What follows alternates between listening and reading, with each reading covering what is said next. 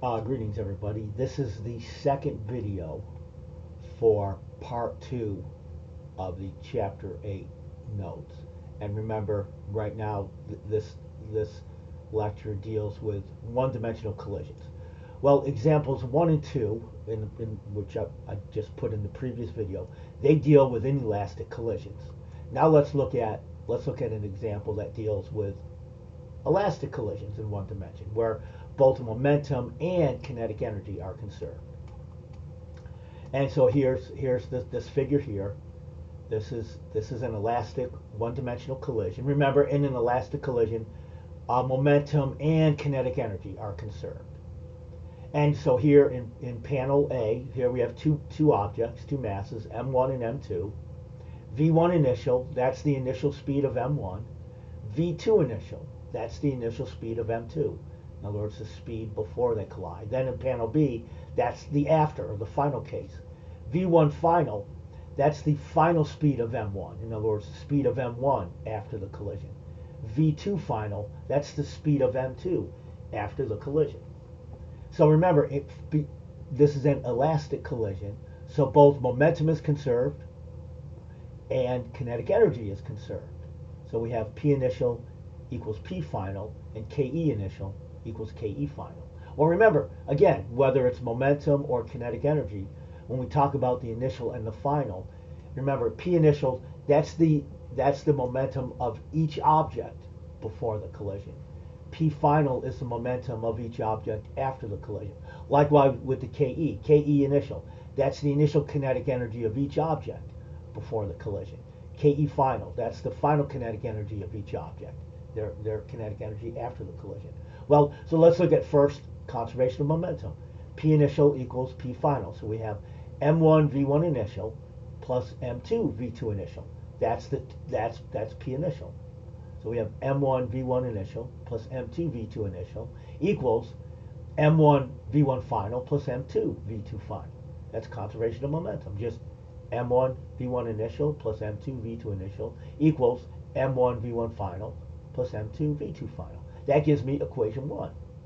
Now what about conservation of kinetic energy? KEI equals KEF. Well, the initial KEI is the 1/2 M1 V1 initial squared plus 1/2 M2 V2 initial squared. That's the kinetic energy of M1 plus the kinetic energy of M2 before, the initial. Then equal 1/2 M1 V1 final squared. That's the KEF of M1. And then plus 1/2 M2 V2 final squared. That's the KEF of M2. So you have two equations. And our goal is, typically V1 initial and V2 initial. Our goal is you want to solve equations. You have two equations and two unknowns. We want to solve for V1 final and V2 final. Well, the algebra is not complicated. This is not an algebra class. You all could roll up your sleeves and do the algebra. I'm just going to give you, the algebra is not very complicated. So I'm just going to give you the equations for V1F and V2F, because that's our goal. You know your two masses, M1 and M2, and you know the initial speeds, V1I and V2I. Our goal is V1F and V2F. And again, you have two equations, two unknowns. You have equations 1 and 2 right here.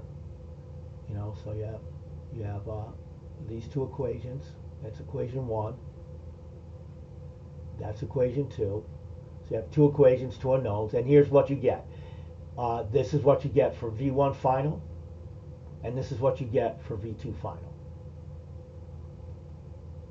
So, and again, just those are the 1D elastic collision equations. So V1 final is equal to, in parentheses, M1 minus M2 over M1 plus M2, then times V1 initial, plus 2M2 over M1 plus M2, V2 initial. V2 final is 2M1 over M1 plus M2, V1 initial, plus M2 minus M1 over M1 plus M2, V2 initial.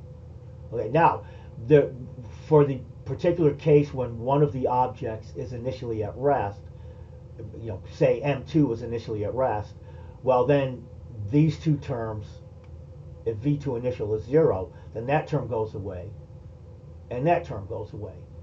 That's just a simplified case, because you can have an elastic collision in one dimension where M2 could be initially at rest. M2 could be stationary, which would make V2 initial 0. Well, let's look at that. Example 1, it's an elastic collision in 1D. So you have a 500 kilogram ball moving in the positive x direction, and it has an initial speed of, so V1 initial is 2 meters per second.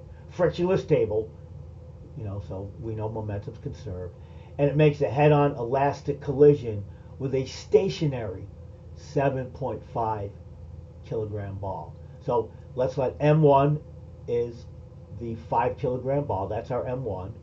The stationary 7.5 kilogram ball, let's call that M2. So I know right away M1 is 5 kilograms, V1 initial is 2 meters per second, right there. And it's positive. Now, actually I'll get to, let me just take a little aside here. Remember, you can have a case where in this figure, M1 and M2, initially before the collision, M1 and M2 are moving in opposite directions. So in this case, V2 initial would be negative. So when you plug in the value for V2 initial right there, it would be negative, because see, in this sketch, V1 initial is positive, V2 initial is negative. So you'd have to put in a negative number there. But you can have an elastic collision where they're both moving in the same direction. But just remember, if you have this case, then your V2 initial would be negative. But now in this case, again, V2 initial 0, because M2, which is the 7.5 kilogram ball, remember, it's at rest, it's stationary. So V2 initial 0. Well, again, we'll just jump right to the 1D elastic collision equations. In this particular example, the V2I term, that's 0 in both the equation for V1F and the equation for V2F. The second term is 0 because V2I is 0. So here V1F is simply, again, M1 minus M2 over M1 plus M2 times V1I. Plug in the values and you get negative 0.4 meters per second. V2 final is just that. It's V2 final. And plug in the numbers and you get V2 final is 1.60 meters per second. Again, my default is always 3 sig figs. So, but again, 1D elastic collision right here. These are the equations. In this particular example, M2 was before the collision, M2 was stationary. So that made the V2I term 0. So hence, the 1D elastic collision equations gave me this. All right, let me go ahead and again, so don't worry about the algebra. You can all more than capable of doing it. Just when you have, in the most general case for 1D elastic collision, where M1 and M2, where M1 V1 initial, M2 V2 initial, M1 V1 final, M2 V2 final. Well, right here. This is all you need to know, right there. All right, and then we applied it for this example where, remember, M2 was stationary. Before the collision, M2 is stationary. So V2I is 0. So you don't even have to worry about, that term and that one. Now that's not always the case. That just happened to be the case in this problem. Let me bring up, before I save this video, let me just show you an example real quick. Okay, here's a problem off one of my old exams, and see here, here in this problem 5, you have two gliders of different masses.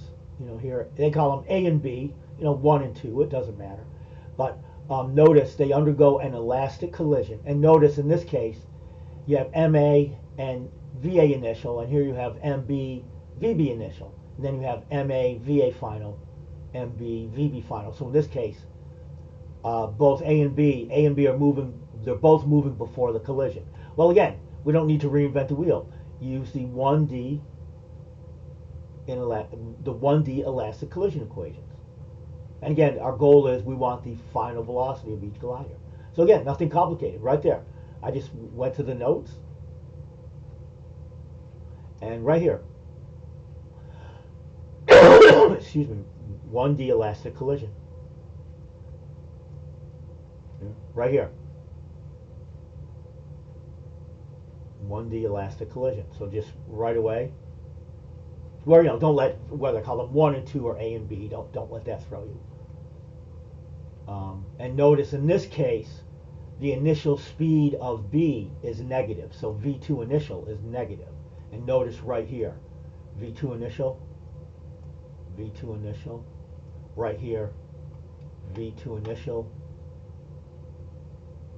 V2 initial. That's what I mean. In this case, clearly, V2 initial is 0. Because, not 0, V2 initial is negative. Excuse me, not 0. It's negative. So here, -2. So just be careful. That's why right there, V2 initial is negative, V2 initial is negative. But again, we don't want to overthink it. 1D elastic collision, there you go. That's all you need to know. And again, just don't be careless. Notice V2 initial is negative. And notice in the figure, we know that V1 final should be negative just because you can see from the figure, sure enough, V1 final is negative, V2 final is positive. As notice in the figure, after the collision, M1 is moving in the negative direction, negative X direction. And sure enough, we got a negative sign. Likewise, after the collision, V2 final is positive. Well, right here, V2 final is positive. So, but again, that's it. 1D elastic collision, there you go. Right here. Alrighty, let me go ahead and save this video and get it posted.